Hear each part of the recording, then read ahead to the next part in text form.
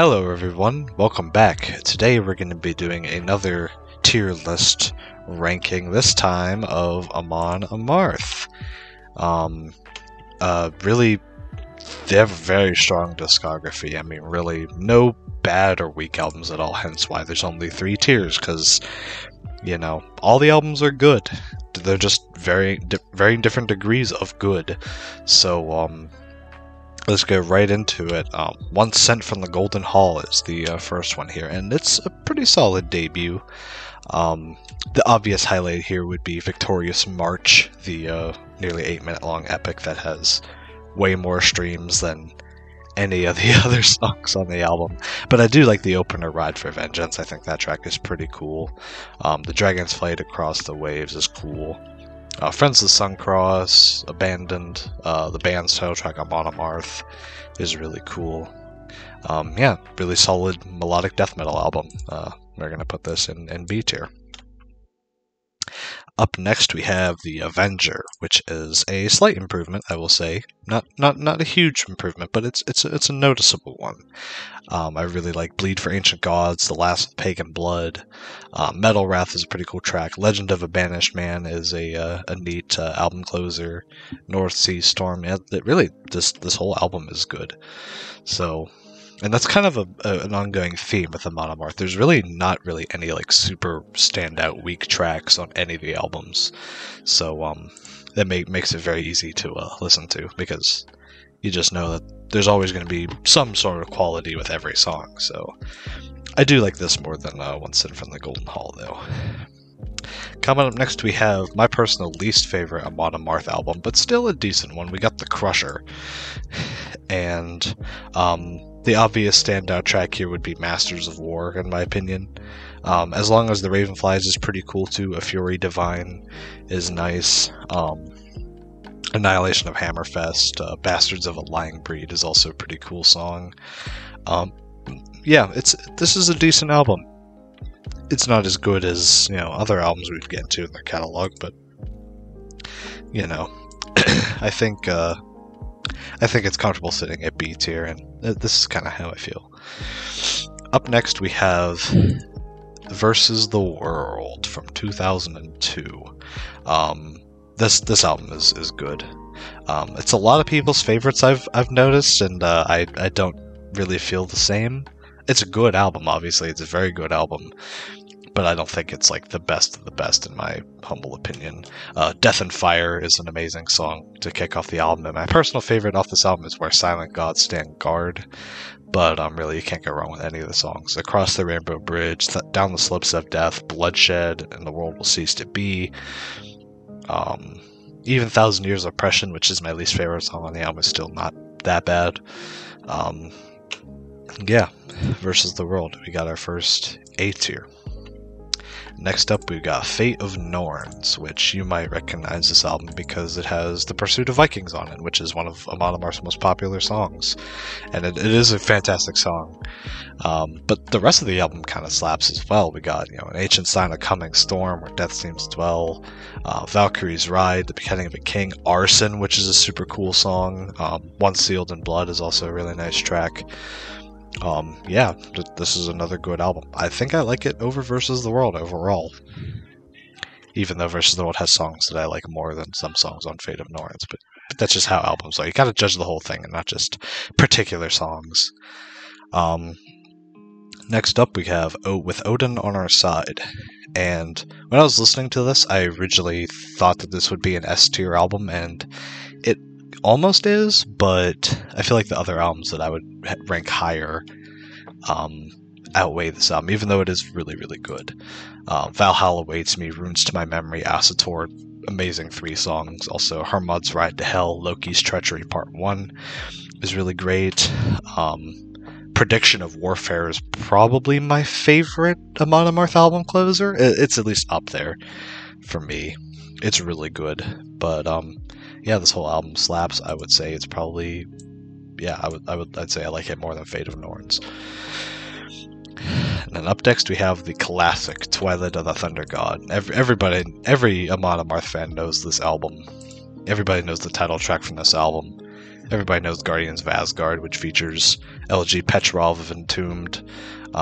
There's other great songs on this album, like Tattered Banners and Bloody Flags, Where Is Your God, Free Will Sacrifice, No Fear for the Setting Sun, Live for the Kill, Embrace the Endless Ocean, Varyags of Miklagard.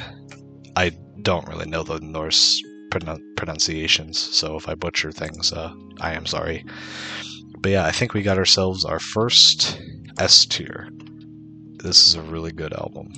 This is a really great album, actually, not just good. Surtur Rising it's all right. It's not the best, but there are some standout songs that obviously make it a lot better. War of the Gods, Tux Taunt, Loki's Treachery Part 2, which is really good. Destroyer of the Universe, Slaves of Fear, The Last Stand of Frey. I really like the album closer, Doom Over Dead Man. I think that song is pretty cool. The System of a Down cover with aerials is interesting. Like, it doesn't really fit, which, I mean, it is a bonus track, I would assume. So, yeah, I think Surtur Rising is probably the weakest modern AMON AMARTH album. I think we're gonna go in B tier. I think it's the best of the B tier, though. Now, next up we have Deceiver of the Gods, and this album is a massive improvement. This album is great. The title track is awesome. Father of the Wolf, Shapeshifter, Blood Eagle, We Shall Destroy, Hell, which features Messiah of formerly of Candlemass. Warriors of the North is a pretty cool album closer. As Loki Falls is great too. Under Siege is an amazing song.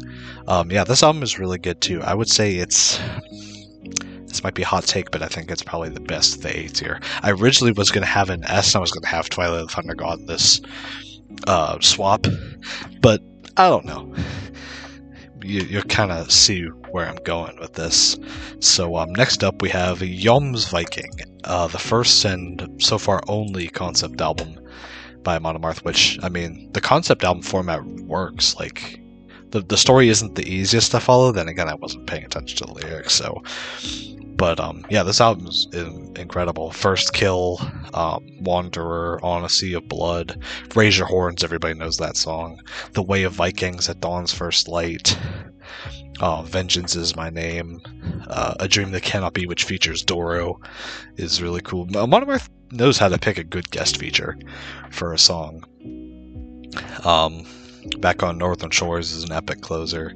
Yeah, this whole album is great. I would say I think I like it even more than Twilight of the Thunder God, which is, I know, will probably be a massive hot take, but it is what it is.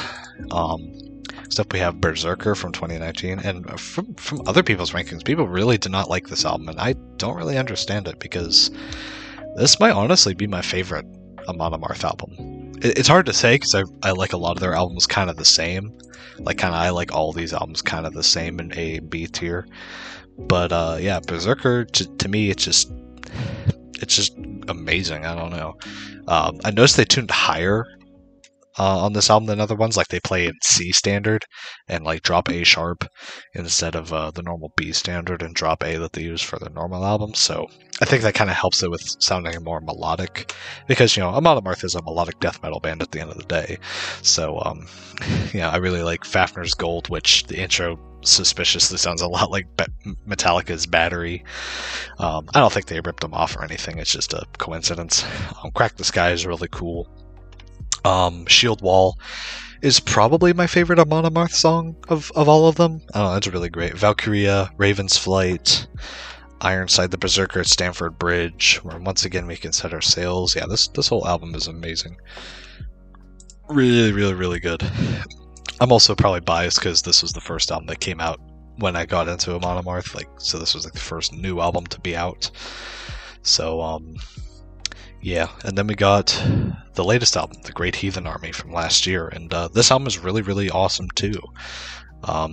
Really not a single weak song on here. Get in the Ring, the lyrics are kind of kind of like, Chad kind of lyrics. Like kind of almost like a Five Finger Death Punch song, but I mean, that really depends on whether or not you like Five Finger Death Punch. Obviously, the title track is great. Heidrun is really great. Odin Owns You All.